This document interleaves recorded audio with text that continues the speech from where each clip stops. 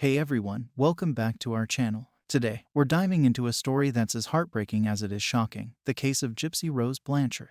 But imagine being a child and spending most of your days in hospitals, undergoing surgeries, and taking a cocktail of medications. That was the life Gypsy Rose Blanchard seemed to be living. To anyone who met her, she appeared to be a young girl battling a myriad of health issues, wheelchairs, feeding tubes, and a plethora of medications. These were the props in the unsettling stage play that was Gypsy's life. Her mother, Dee Dee, painted a picture of her daughter as someone suffering from conditions like leukemia, muscular dystrophy, and even brain damage. Her calendar was a maze of medical appointments. Surgeries were as common as birthdays, and hospital rooms were practically a second home. It was a life that garnered sympathy, donations, and even trips to Disneyland, courtesy of charitable organizations. But here's where things get murky. What if I told you that most, if not all, of this was a carefully orchestrated lie? A facade maintained by her own mother. It's a Dee Dee Blanchard, a name that's become synonymous with one of the most perplexing cases of medical child abuse, also known as Munchausen syndrome by proxy.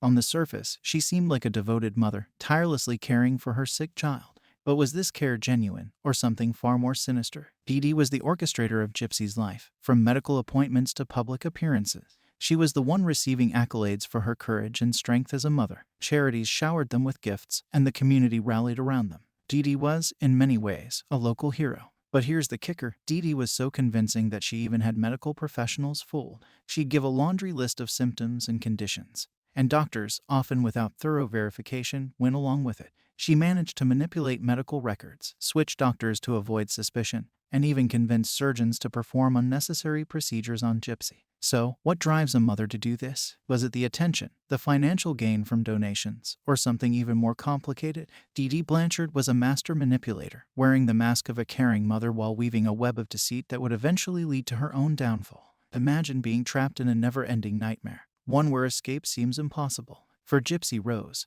that nightmare was her life. But there comes a point when desperation pushes people to unimaginable extremes. And for Gypsy, that breaking point led her to conspire with her then-boyfriend, Nicholas Gojon. Nicholas Gojon wasn't just a random guy.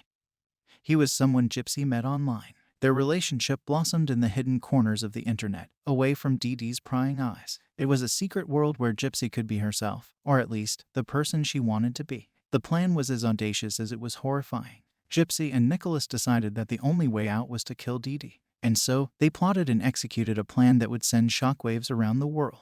Dee Dee Blanchard was found dead in her home, and the seemingly frail and sickly Gypsy was nowhere to be found. The aftermath was chaotic. The community was in disbelief, law enforcement was baffled, and the media was in a frenzy. How could this happen? How could a girl, believed to be so innocent and helpless, be involved in such a heinous act? The courtroom was a stage for the final act of this twisted drama. Gypsy Rose and Nicholas Gojon, once co-conspirators in a shocking crime, now found themselves in the harsh spotlight of justice. Gypsy, now out of her wheelchair and standing on her own 2 feet, looked almost unrecognizable. Gone was the image of the frail, sickly child. In its place stood a young woman, burdened by the weight of her actions and the years of manipulation she endured. The trial was a revelation. Evidence and testimonies peeled back the layers of deceit, exposing the years of abuse and manipulation by Dee Dee. It was a narrative so unbelievable that it left the courtroom and the world reeling. In the end, justice was served, but it was a justice tinged with shades of gray. Gypsy Rose received a 10-year sentence, while Nicholas was sentenced to life in prison. The question that lingered was, who was the real victim in this tragic tale? So there you have it, the perplexing and heartbreaking story of Gypsy Rose Blanchard. Was she a victim of her circumstances, or a cold-blooded criminal, or perhaps a bit of both? Let me know your thoughts in the comments below. If this story captivated you, don't forget to hit that like button and share it with your friends. Until next time, stay curious and stay safe. Stay curious.